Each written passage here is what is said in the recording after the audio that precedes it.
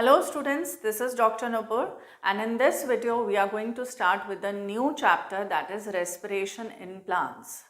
Now what do you mean by respiration? Respiration is basically the oxidative breakdown of the food material to release the energy. और ये जो energy है ये किस form में trap होती है? It is trapped in the form of ATP. इस ATP का ब्रेकडाउन होगा जब भी एनर्जी की रिक्वायरमेंट होती है in order to release the energy.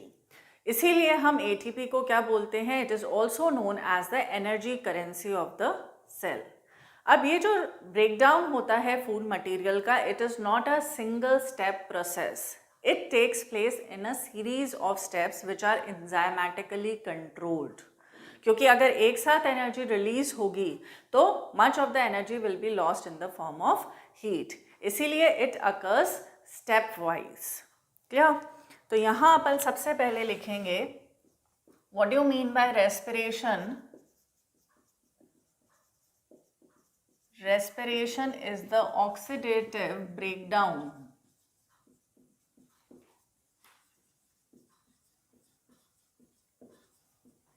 of food material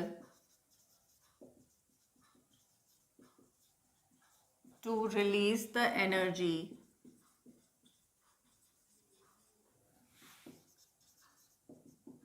that is stored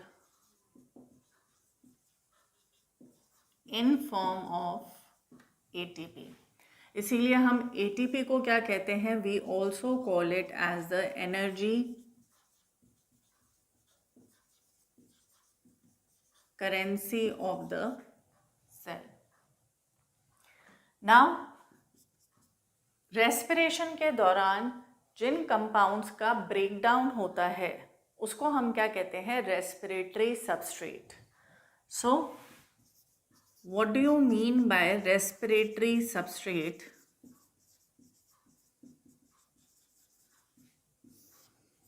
the compounds whose breakdown occurs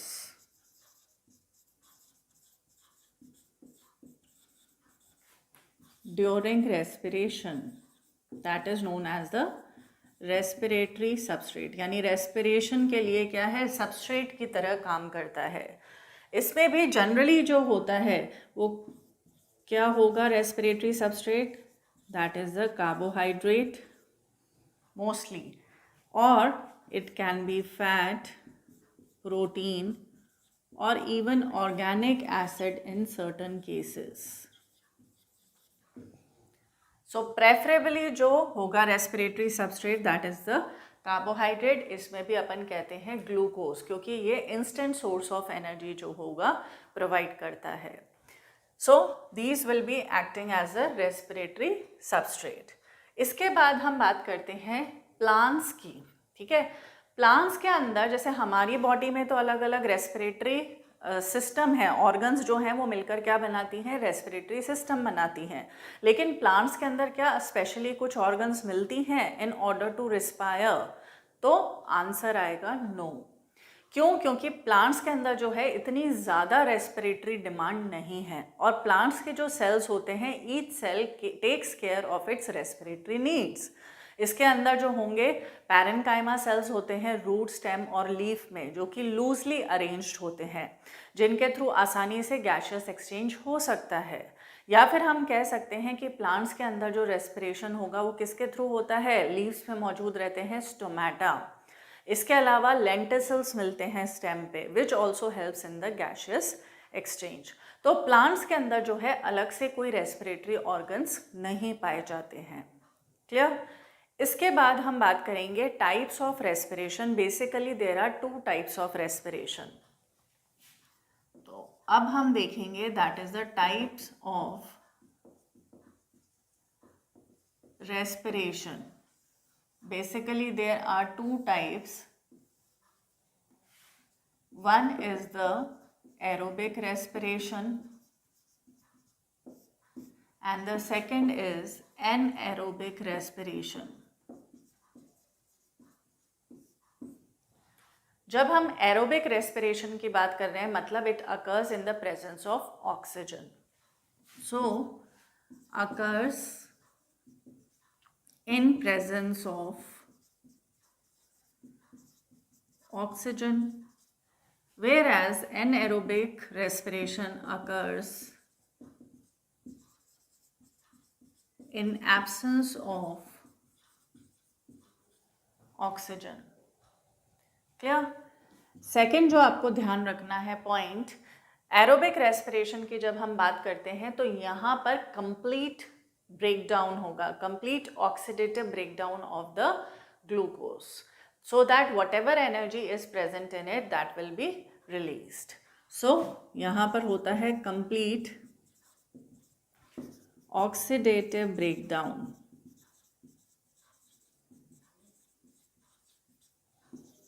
of respiratory substrate, where areas in anaerobic respiration incomplete breakdown of respiratory substrate occurs.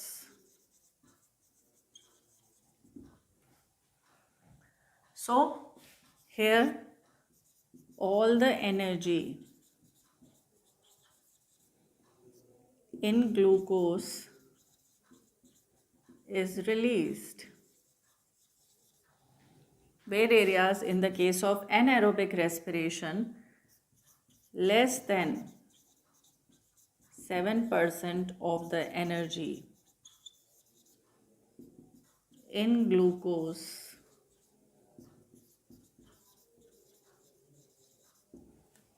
is released. Clear? तो यहाँ complete oxidative breakdown होगा glucose का, जबकि यहाँ क्या होता है, incomplete oxidative breakdown. तो कंप्लीट ऑक्सीडेटिव ब्रेकडाउन जब होता है तो यहाँ क्या रिलीज होगा, carbon dioxide and water, and energy will also be release. अगर इसका हम जनरल इक्वेशन देखें तो क्या होगा, C6H12O6 that is the sugar plus 6 moles of oxygen plus 6 moles of water produces 6 moles of carbon dioxide plus 12 moles of water plus energy.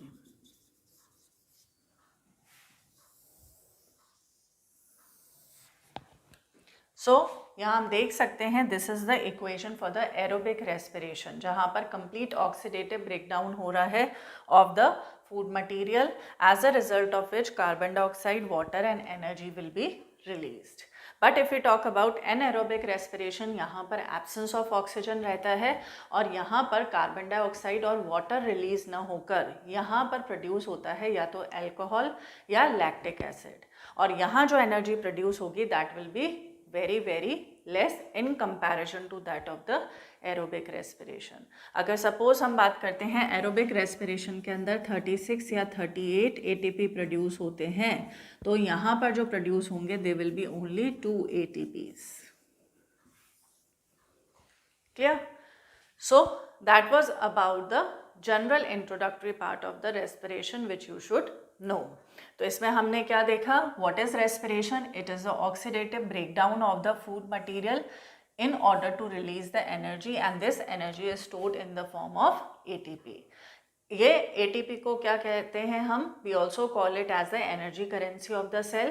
ATP का breakdown होगा जब भी हमें एनर्जी की रिक्वायरमेंट होती है, और ये एक सिंगल स्टेप प्रोसेस नहीं है, बल्कि it is consisting of a number of steps, and each step is enzymatically controlled. Compound whose breakdown occurs during respiration is known as a respiratory substrate. Respiratory substrate जो अलग अलग type का हो सकता है, mostly it is carbohydrate, it can be fat, protein or in some cases organic acid also.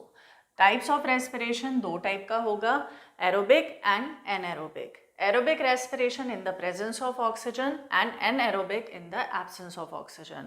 Aerobic के अंदर complete oxidative breakdown होता है जो भी फूड मटेरियल है उसका, in order to release the energy that is stored in the glucose. And if you talk about anaerobic respiration, यहाँ पर इनकम्प्लीट ब्रेकडाउन होता है in order to release the energy present in the glucose. तो obviously बात है incomplete breakdown हो रहा है तो लेस एनर्जी रिलीज होती है in anaerobic respiration. And if you talk about aerobic respiration, यहाँ कंप्लीट ब्रेकडाउन हो रहा है रेस्पिरेटरी सबस्ट्रेट का, इसलिए उसके अंदर जितनी भी एनर्जी है दैट विल बी रिलीज्ड।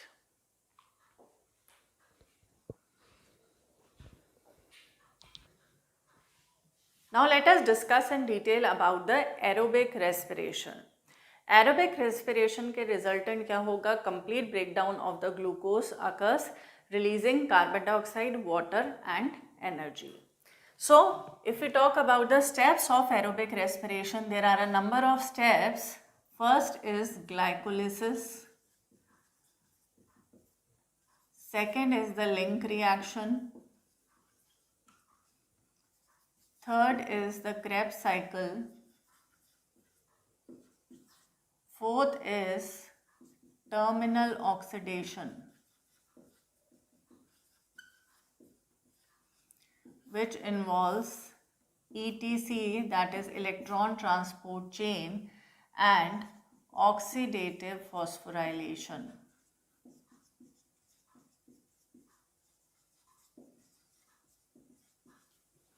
अब अपने को इनके बारे में पढ़ना है. क्लियर? नाउ सबसे पहला जो आपको ध्यान रखना है step, that is glycolysis. Glycolysis के अंदर जो होगा कन्वर्जन होता है from 1 mole of glucose to 2 mole of pyruvate. यानी एक ग्लूकोज के मोल से क्या बनता है? 2 मोल बनते हैं पायरुवेट या पायरुविक एसिड के. ग्लाइकोलिसिस जो है it is common to both, that is aerobic and anaerobic respiration. दोनों में ये कॉमन स्टेप है. इसमें ना तो ऑक्सीजन यूज होती है और ना ही कार्बन डाइऑक्साइड रिलीज होती है. ग्लाइकोलिसिस की जो साइट है that is the cytoplasm. So सबसे पहला जो अपन स्टेप लिखेंगे that is the conversion of glucose to pyruvate. इसको हम क्या कहते हैं? We also call it as the pyruvic acid. एक चीज और ध्यान रखनी है, 1 मोल ऑफ ग्लूकोज से कितने मोल बनेंगे पायरुवेट के? 2 मोल. क्लियर? और इसको हमने क्या बोला है? We call it as glycolysis. Glycolysis कहाँ हो रहा है? इसकी जो साइट है दैट इज द साइटोप्लाज्म. एक चीज और ध्यान रखनी है, नाइदर ऑक्सीजन यूटिलाइज्ड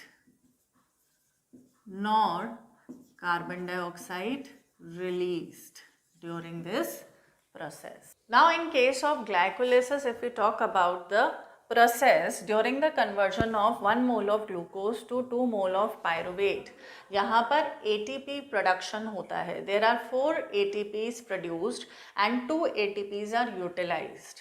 So यहाँ पर अपन लिखेंगे total ATP produced will be 4,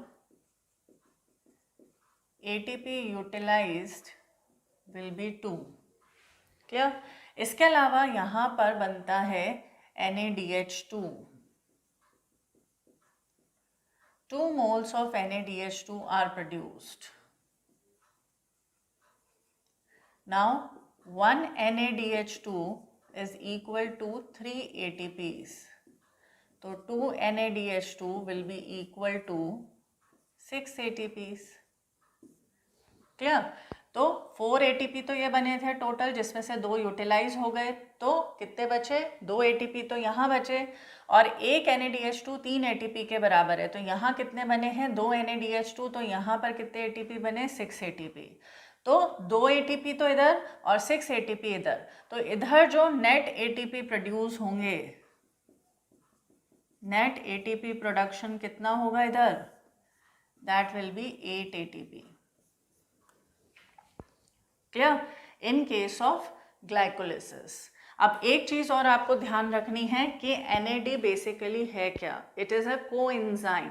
okay, that is generally used during the oxidation reduction reactions. Now NAD क्या है? It is nicotinamide adenine dinucleotide. So इसका अगर हम देखें NAD प्लस जो है this is the oxidised form and NaDH2 is the reduced form. So this is the oxidized form and this is the reduced form. इसको हम ऐसे भी लिख सकते हैं. We can also write it like this. और डायरेक्टली NaDH2 भी लिख देते हैं। तो ऑक्सीडाइज्ड और रिड्यूस्ड फॉर्म है, generally use during the oxidation reduction reactions. Now यहाँ पर 8 ATP जो है वो बनेंगे। नाउ व्हाट हैपेंस, अब सेकेंड स्टेप क्या था, लिंक रिएक्शन। लिंक रिएक्शन में पायरुविक एसिड किस में कन्वर्ट होगा, इनटू एसिटिल कोएंजाइम। सो पायरुविक एसिड किस में कन्वर्ट होता है, इनटू एसिटिल कोएंजाइम A। ये जो स्टेप है, this was the first step. Second step जो है that is the link reaction.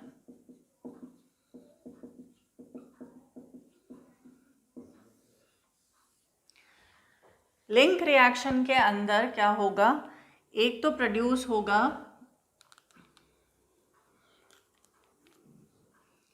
Carbon dioxide,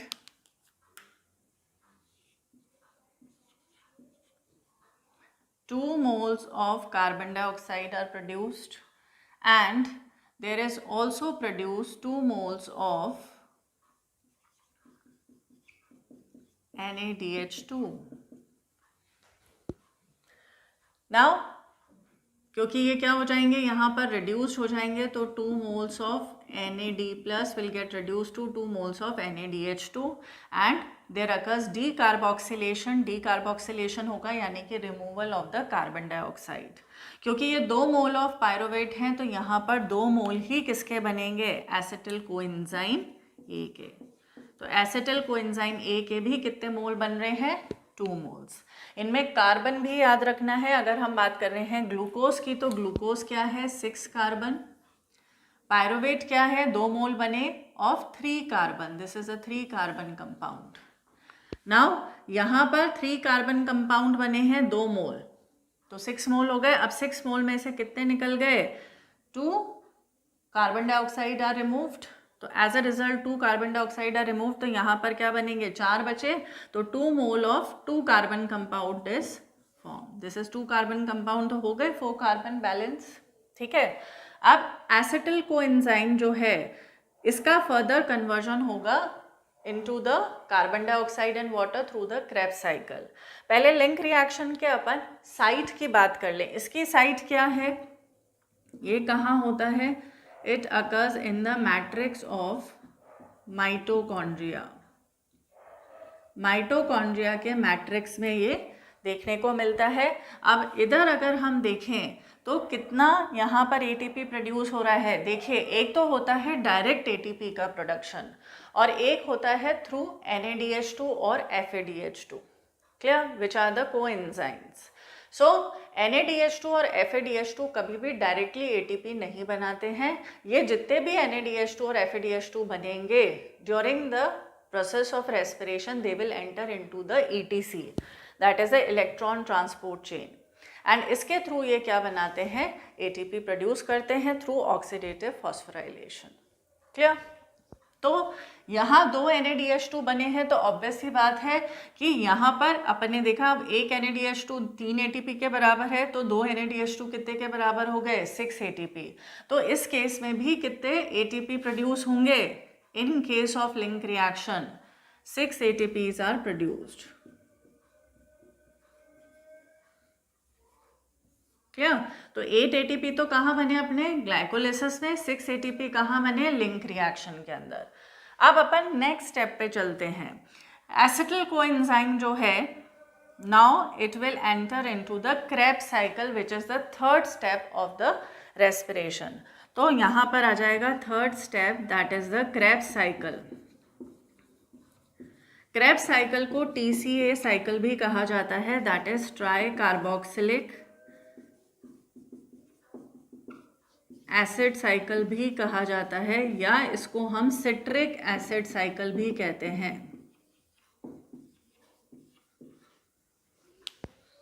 clear, क्योंकि यहाँ पर जो पहला प्रोडक्ट बनेगा that is a 6 carbon compound citric acid which consist of 3 carboxyl groups, इसीलिए इसको ट्राई कार्बोक्सिलिक एसिड साइकिल भी कहा जाता है, सिट्रिक एसिड साइकिल भी कहा जाता है। हैंस क्रेब ने इसका स्टडी करा था सबसे पहले, इसलिए इसे क्रेब साइकिल भी कहा जाता है।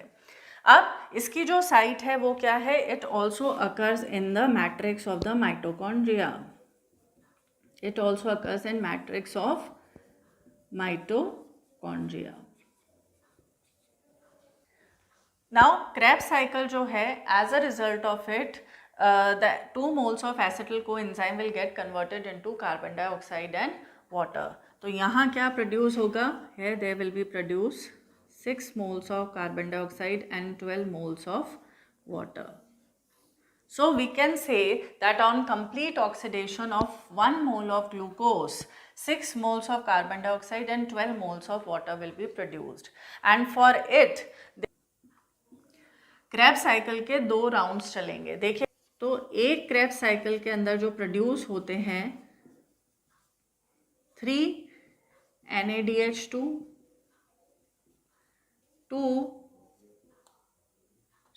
1 FADH2 and 1 ATP. क्या? अब क्योंकि यहाँ 2 राउंड्स चल रहे हैं Krebs साइकिल के, तो यहाँ पर क्या प्रोड्यूस होगा? Here they will be produced 6 NADH2, then 2 FADH2 and 2 ATP. FADH2 क्या है? It is also a coenzyme flavin adenine dinucleotide. So here 6 NADH2, 2 FADH2 and 2 ATP will be produced. अब एक NADH2 से कितने ATP बन रहे थे? 3. So 6 NADH2 से कितने बनेंगे? 18. तो this is equivalent to 18 ATP. 2 FADH2 की अगर हम बात करें तो 1 FADH2 is equal to 2 ATP. तो 2 FADH2 will be equal to how many ATP? This will be equivalent to 4 ATP. Plus 2 ATP ये अलग से आ गए हैं. ठीक है, तो एज अ रिजल्ट कितने बनेंगे ATPs? 20 plus 4, 24 ATPs. तो as a result of the Krebs cycle कितने ATP बनते हैं? 24 ATP. 2 rounds of Krebs cycle जब चलेंगे, अगर क्वेश्चन पूछा जाए 1 राउंड ऑफ Krebs साइकिल में कितने बनेंगे, तो फिर आ जाएगा 12 ATP. 2 round of Krebs cycle में कितने ATP बनेंगे? तो 24 ATP. क्लियर? अब ओवरऑल अपन अगर देखें, एनालिसिस करें, तो कितने ATP का फॉर्मेशन हुआ है यहाँ पर अपन देख लेते हैं. ओवरऑल इसका बैलेंस शीट.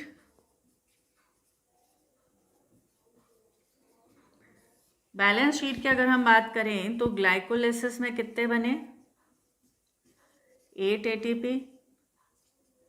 लिंक रिएक्शन में कितने बने? 6 ATP.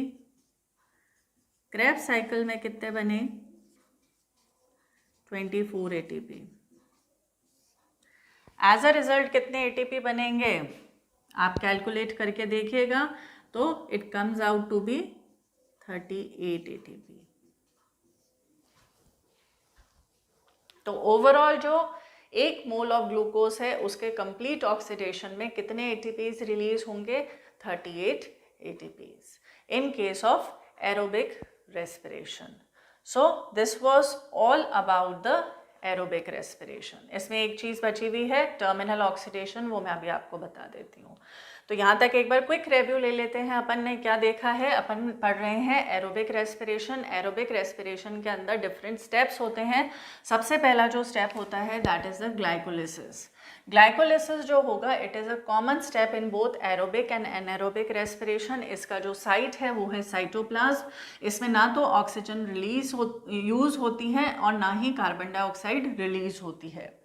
देन ग्लूकोज जो होगा, 1 मोल ग्लूकोज से यहाँ बनते हैं 2 मोल्स ऑफ पायरुवेट और the pyruvic acid, during which total 4 ATP are produce, जिसमें से 2 ATP कंज्यूम हो जाएंगे and 2 NADH2 are produced. Because 1 NADH2 is equal to 3 ATP, so 2 NADH2 will be equal to 6 ATP. So overall अगर net ATP की हम बात करें तो यहाँ पर कितने होंगे? 8 ATPs. सेकेंड स्टेप जो होता है that is the link reaction. Link reaction जो होगा इसकी जो साइट होती है that is the matrix of the mitochondria. कहाँ पर होता है? माइटोकॉन्ड्रिया की मैट्रिक्स पे होता है. और इस दौरान क्या होगा? Conversion of pyruvic acid into the acetyl coenzyme. 2 mole of pyruvate into 2 mole of acetyl coenzyme, during which 2 NaDH2 will be formed. 2 NaDH2 will be formed and 2 moles of carbon dioxide will be removed. This removal of carbon dioxide is known as decarboxylation. Now, as a result of formation of 2 NaDH2, 6 ATP will be produced during the link reaction. Then हम बात करते हैं Krebs cycle की, because there will occur 2 rounds of the Krebs cycle, as a result of which 6 moles of carbon dioxide and 12 moles of water will be produced. And during this process, 6 NaDH2, 2 FADH2 and 2 ATP will be produced. 6 NaDH2 will be equivalent to 18 ATP because 1 NaDH2 is equivalent to 3 ATP. 2 FADH2 will be equivalent to 4 ATP because 1 FADH2 is equivalent to 2 ATP. Plus 2 ATP, so 18 plus 4 plus 2, that comes out to be 24 ATP. In one round of Krebs cycle, there occurs 2 decarboxylations also. That is the removal of carbon dioxide. So in 2 rounds of the Krebs cycle, there occurs 4 decarboxylations. Clear? So this we have studied about the aerobic respiration, which consists of glycolysis, link reaction, Krebs cycle. Fourth step जो है अभी मैं आपको detail में बता देती हूँ, that consists of electron transport chain and oxidative phosphorylation. इसमें बैलेंस शीट इंपॉर्टेंट है. बैलेंस शीट पे क्वेश्चंस आते हैं. During glycolysis how many ATPs are produced? 8 ATPs. Link reaction में 6 एटीपीज. Krebs साइकिल के 2 राउंड्स में देयर अकर 24 एटीपीज. तो overall there is a gain of 38 ATPs.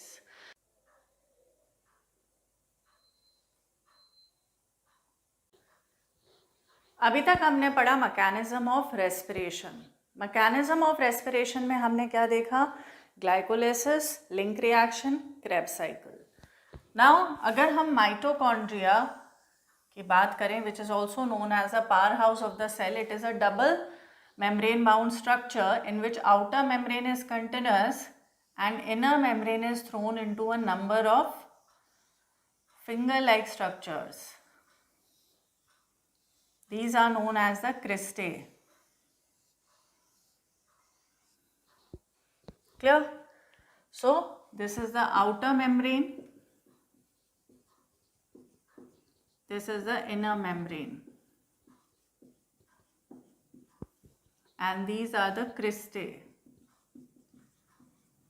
which increase the surface area. Surface area को ये बढ़ाते हैं. Now, because DNA, double stranded DNA, RNA and ribosome, 70S ribosomes are present in it. Hence, it is known as a semi-autonomous organelle.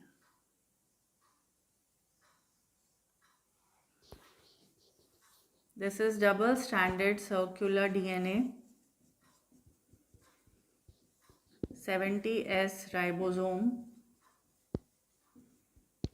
and this is the RNA. इन तीनों की वजह से इसको क्या बोला जाता है? Semi autonomous organelle. नाउ ये जो क्रिस्टे हैं, यहाँ पर कुछ रैकेट शेप पार्टिकल्स रहते हैं जिन्हें हम कहते हैं F0, F1 पार्टिकल और the oxysomes. These will be present like this, which are the site of oxidative phosphorylation.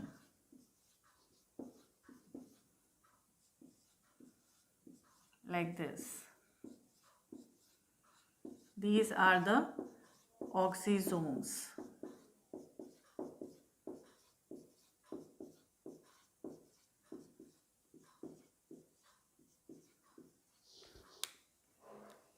So let us mark it. This is the oxysome. That are the site of oxidative phosphorylation. Phosphorylation means formation of ATP. Oxidative मतलब in the presence of oxygen, formation of ATP is taking place. और यहाँ पर जो material मिलता है उसको हम क्या कहते हैं? That is known as the matrix. Clear? जो इनर माइटोकॉन्ड्रियल मेम्ब्रेन है इस पे मिलता है electron transport chain, that is a number of electron acceptors are located according to the increasing order of their reduction potential. तो इस type से ये कैस्केड मिलता है इलेक्ट्रॉन एक्सेप्टर्स का, लाइक दिस। इसको अपन मान ले कि ये क्या है, this is the inner mitochondrial membrane. Clear? इसके बाहर वाली साइड क्या हो गई, ये वाली जो जगह है between the two membranes, that is known as the perimitochondrial space. ये है पेरीमाइटोकॉन्ड्रियल स्पेस। तो यहाँ इनर माइटोकॉन्ड्रियल मेम्ब्रेन है, इसकी तरफ क्या है, यहाँ इस साइड पे पेरीमाइटोकॉन्ड्रियल स्पेस, और इस तरफ क्या है, अंदर की तरफ क्या है, मैट्रिक्स। तो इस साइड हो जाएगा मैट्रिक्स। क्लियर? यहाँ पर जो इलेक्ट्रॉन्स होते हैं they are transferred from one electron acceptor to the another. यहाँ अलग अलग टाइप के कॉम्प्लेक्सेस लोकेटेड होंगे, complex 1, complex 2, complex 3, complex 4 and complex 5। Complex 5 जो होता है basically it consist of the F0 F1 particle, that is the oxysome. Clear? Now ये जो ऑक्सीजोम है यहाँ पर इसका ये हेड जो होता है, यहाँ पर ATP सिंथेस एंजाइम होता है which is required for the synthesis of the ATP। अब ट्रांसफर ऑफ इलेक्ट्रॉन होगा from one acceptor to the another, उस दौरान एनर्जी रिलीज होती है and that energy will be utilise for the pumping of the protons. Protons का pumping होगा from the matrix towards the perimitochondrial space. It will take place like this. ठीक है? तो protons का पंपिंग होगा from the matrix to the perimitochondrial space. As a result जो proton की concentration है वो कहाँ ज़्यादा हो जाएगी, पेरीमाइटोकॉन्ड्रियल स्पेस में। तो यहाँ प्रोटॉन की कॉन्सेंट्रेशन क्या हो जाएगी, हाई। क्लियर? और pH क्या हो जाएगा, लो। इधर क्या होगा, प्रोटॉन की कॉन्सेंट्रेशन क्या हो जाएगी, लो, और pH क्या हो जाएगा, हाई। क्या? एज अ रिजल्ट यहाँ क्या हो गया, प्रोटॉन ग्रेडियंट सेटअप हो गया, difference in the concentration of proton, that is known as the proton gradient. अब प्रोटॉन जब यहाँ आ गए तो वो कहते तो मेरे पाले में क्यों आया, वापस इधर जाओ अपनी जगह पे। तो जब ये प्रोटॉन वापस आते हैं from the perimitochondrial space to matrix, तो किसके जरिए आते हैं, इस F0 F1 पार्टिकल के जरिए। इसके जरिए जो होंगे प्रोटॉन्स यहाँ आएंगे। ठीक? जब प्रोटॉन्स यहाँ आते हैं तो उस दौरान क्या होता है, ADP और इनऑर्गेनिक फॉस्फेट। ADP क्या है, एडेनोसिन डाइफॉस्फेट में एक और फॉस्फेट जोड़ दोगे तो क्या बन जाएगा, adenosine triphosphate, that is ATP which is the energy currency of the cell. तो सारा प्रोग्राम ही किस लिए चल रहा है, ATP बनाने के लिए। क्लियर? और ATP किसके थ्रू बनता है, ऑक्सीडेटिव फॉस्फोराइलेशन के थ्रू। तो ये तो चली है ETC। ETC से क्या जनरेट हुआ, प्रोटॉन मोटिव फोर्स यानी प्रोटॉन ग्रेडियंट। इसकी वजह से जो एनर्जी रिलीज होगी that will be use for the pumping of proton from the matrix to the perimitochondrial space. As a result gradient आ गया है ना, प्रोटॉन ग्रेडियंट डेवलप हो गया। अब ये ब्रेकडाउन कब होगा, जब वापस से प्रोटॉन्स कहाँ आएंगे, पेरीमाइटोकॉन्ड्रियल स्पेस से मैट्रिक्स की तरफ। और इस दौरान क्या होता है, formation of ATP from adenosine diphosphate and inorganic phosphate. और इसी को हम क्या कहते हैं, we call it as oxidative phosphorylation. What do you mean by oxidative phosphorylation? That is the formation of ATP in the presence of oxygen. और ये जो ट्रांसफर चल रहा है that is referred to as the ETC, that is electron transport chain. Clear? तो electron transport chain के जरिए क्या डेवलप हुआ, प्रोटॉन ग्रेडियंट, जो कि ड्राइविंग फोर्स की तरह काम करेगा for the formation of ATP. So this was all about the aerobic respiration.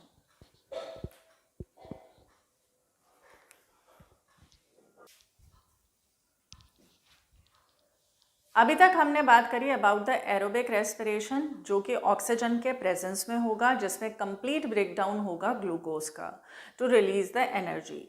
अब हम बात करेंगे अबाउट द एनएरोबिक रेस्पिरेशन और द फर्मेंटेशन, जिसके अंदर इनकम्प्लीट ब्रेकडाउन होता है of the glucose and it occurs in the absence of oxygen. Now anaerobic respiration की बात करें चाहे हम एरोबिक रेस्पिरेशन की बात करें, दोनों के अंदर ही जो है ग्लाइकोलिसिस का जो स्टेप है वो कॉमन रहता है, जिसके अंदर ना तो ऑक्सीजन यूटिलाइज होती है और ना ही कार्बन डाइऑक्साइड रिलीज होती है. तो यहाँ हम लिखेंगे from 1 mole of glucose 2 mole of pyruvate, that is pyruvic acid, was formed. It was 6 carbon and pyruvate is 3 carbon. Clear? अब क्या होगा, ये तो किसके दौरान हो रहा है, it is during the glycolysis. अब ये जो पायरुवेट है इसके 3 फेट्स हो सकते हैं. या तो ये किस में एंटर करेगा, अगर ऑक्सीजन का प्रेजेंस है then it will enter into the link reaction and via the link reaction it will go into the Krebs cycle, जहां पर कंप्लीट ब्रेकडाउन शो करेगा. ये जो पायरुविक एसिड है ऑक्सीजन के एब्सेंस में it may either show lactic acid fermentation और alcoholic fermentation. तो लैक्टिक एसिड फर्मेंटेशन के अंदर किसका फॉर्मेशन होगा, lactic acid formation occurs. No carbon dioxide will be produced. This is very important point. Clear? It may also occur in presence of lactobacillus. Lactobacillus के presence में भी lactic acid fermentation देखने को मिलता है and it is used in production of curd and dairy products. Clear? इसके अलावा during vigorous exercise, जब हम बहुत ज़्यादा एक्सरसाइज करते हैं फिजिकल एक्सरसाइज, तो उस केस में मसल्स में भी लैक्टिक एसिड का फॉर्मेशन होता है. So formation of lactic acid in muscles during vigorous exercise. Next हम देखेंगे एल्कोहलिक फर्मेंटेशन. एल्कोहलिक फर्मेंटेशन के अंदर there occurs formation of ethyl alcohol and carbon dioxide. Clear? यहाँ पर इथाइल अल्कोहल और कार्बन डाइऑक्साइड का फॉर्मेशन होगा. तो यहाँ पर कार्बन डाइऑक्साइड जो होती है ये रिलीज होती है and it is used in making bread and beverage. It is found in bacteria, yeast and higher plants in absence of oxygen.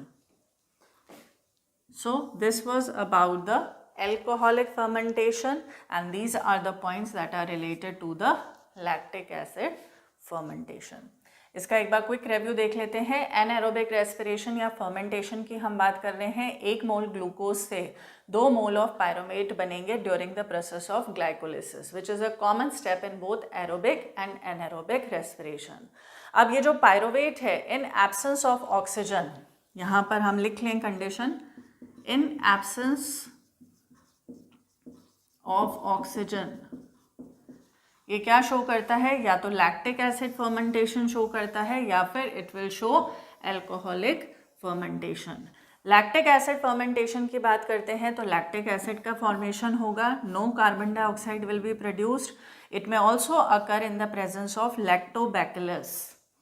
It is used in the production of curd and dairy products and it is also produced during the vigorous exercise in the muscles. उस दौरान भी lactic acid का formation देखने को मिलता है.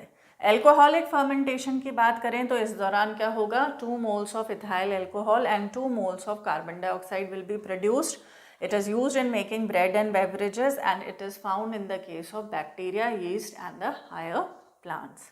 दोनों के अंदर ही very less amount of energy will be released, that is around 2 ATPs in both the cases. क्यों? क्योंकि अगर आपको याद हो, मैंने बताया था ग्लाइकोलिसिस के अंदर जो नेट गेन था एटीपी का, 4 ATP बने थे जिसमें से 2 यूटिलाइज हो जाते हैं. तो जो नेट ATP हैं वो 2 ही बने. ठीक है, तो वही 2 ATP जो है इन दोनों केसेस में देखने को मिलेंगे. क्यों? क्योंकि यहाँ पर ETC तो चलेगा ही नहीं.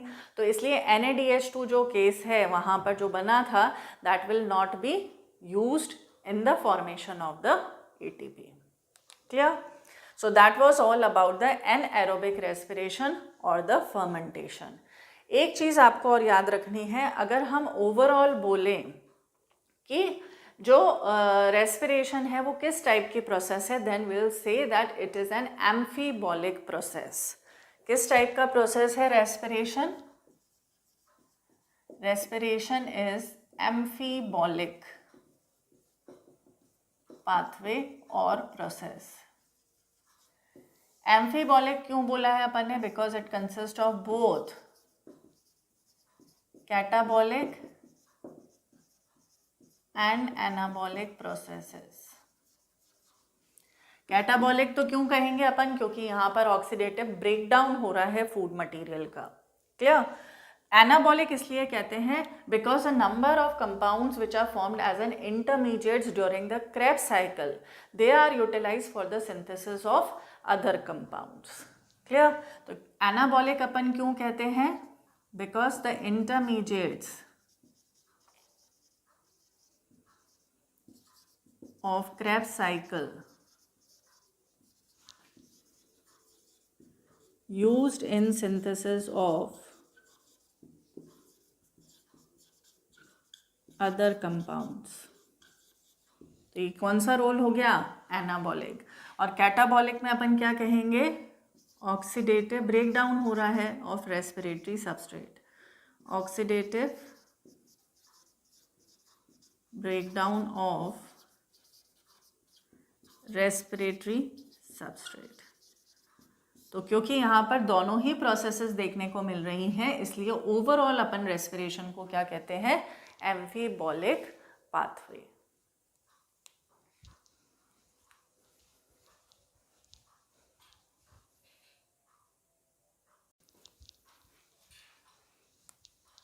एरोबिक और एनारोबिक रेस्पिरेशन के बाद अब हम बात करते हैं about the respiratory quotient. What is respiratory quotient? It is the ratio of the carbon dioxide released during the process of respiration to the amount of oxygen utilized during the process of respiration. इस ratio को हम क्या कहते हैं? This is the respiratory quotient और the RQ value. अब it is basically utilised in order to determine the type of the respiratory substrate. अगर हमें RQ वैल्यू पता है तो हम इमीडिएटली बता सकते हैं कि कौन से टाइप का रेस्पिरेटरी सबस्ट्रेट यूज हुआ है. सो यहाँ पर अपन लिखेंगे it is use to determine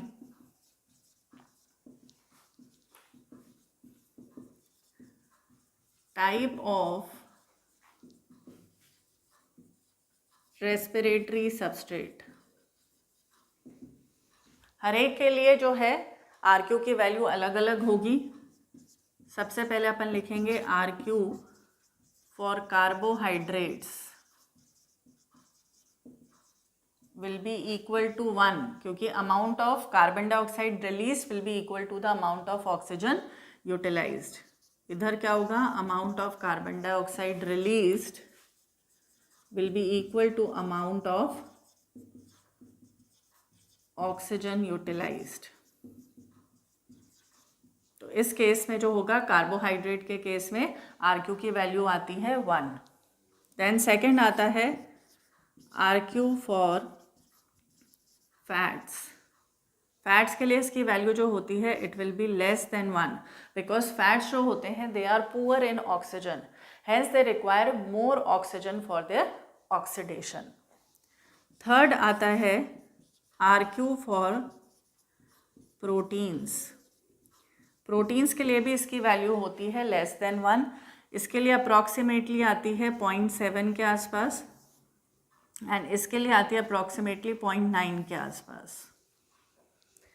then fourth अपन देखेंगे that is RQ for germinating fatty seeds.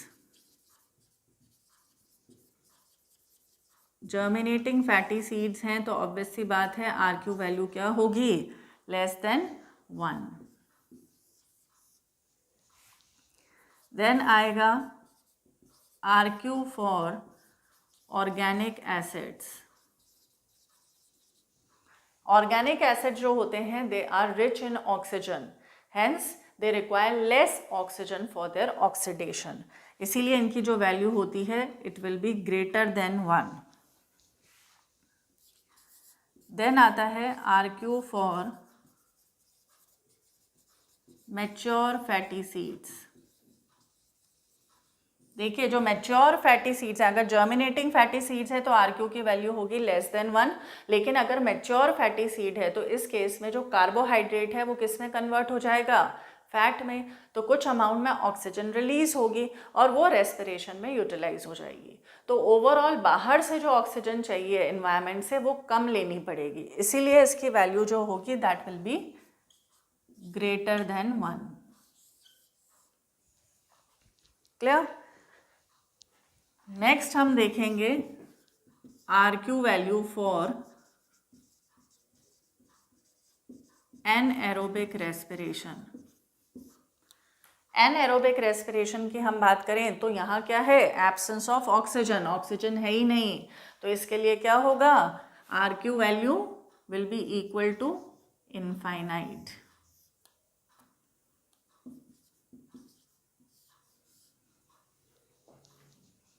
Clear. तो हमने बात करी है रेस्पिरेटरी कोशेंट की. रेस्पिरेटरी कोशेंट क्या है, it is the amount of carbon dioxide release during respiration to the amount of oxygen utilized. It is generally use to determine the type of respiratory substrate. हर एक के लिए जो RQ की value है वो अलग अलग होती है. For carbohydrates it is equal to 1, for fats it is less than 1, for proteins also it will be less than 1, for germinating fatty seeds less than 1, for organic acids greater than 1, for mature fatty seeds it will be again greater than 1, and for anaerobic respiration it will be infinite. So that was all about the respiration in plants.